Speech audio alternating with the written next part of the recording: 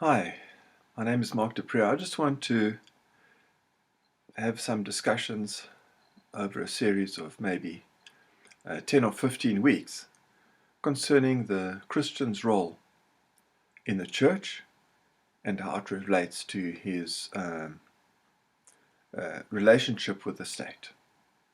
We live in a time when idolatry reigns. We live in a time that's postmodern, where many different religions play their role and paganism connects them all together. What does the Christian do with that? With the commandment of the Lord um, to serve Him only. I am the Lord thy God who brought thee out of the land of Egypt, out of the house of bondage. Thou shalt have no other gods before me. This does not refer to worship, but to the way we live our lives and the way we relate to our world. What we'll do is, over the next 1 or 2 weeks, look at the deep philosophical issues. There's some deep underlying philosophical issues that drive the different kinds of philosophies that we face in the world today. Then we'll look at the development of the overriding philosophy or life view that has developed and changed, especially in the West. I, of course, come from a Western culture. That's what I'm familiar with. And I believe because of its overriding Christian influence, that it has been a successful culture. It has fallen into decline because of pagan influences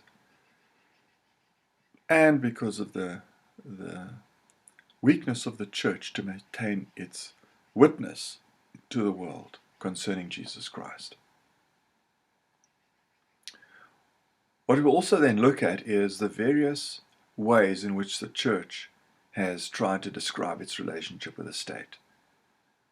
The most biblical has been the relationship described in the Reformational confessions as they originally stood in the 15 and 1600s. Then there was some real development towards accommodating other philosophies. We see that through the works of John Locke, his influence on the American Revolution, and the final settlement of the American Constitution, and then, of course, the great man in especially the Reformed tradition of Christianity, Abraham Kuyper, and then we see in our present day many different deviations and manipulations of those changes. And we'll finally look at those.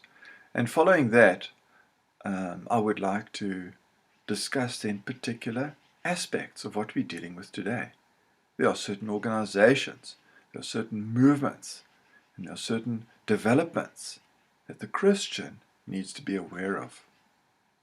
Is he going to work with the masses? Is he going to work democratically? Or is he going to work with the Word of God? Is he going to work, he or she, going to work biblically? None of us likes persecution.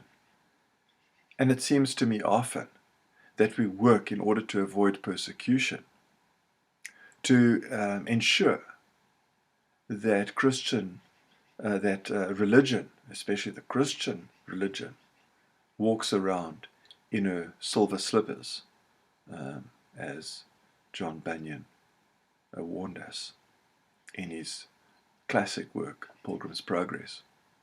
Or is he going to work theistically? And that's the great decision that the church has to make. Is it going to work democratically, or is it going to work biblically, theistically?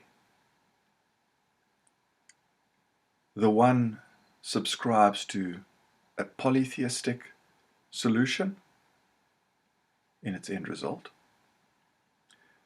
The other subscribes to the church maintaining a witness with the hope that in due time Christ will bless them and the whole world. So I look forward to seeing you in the next clip. Thank you.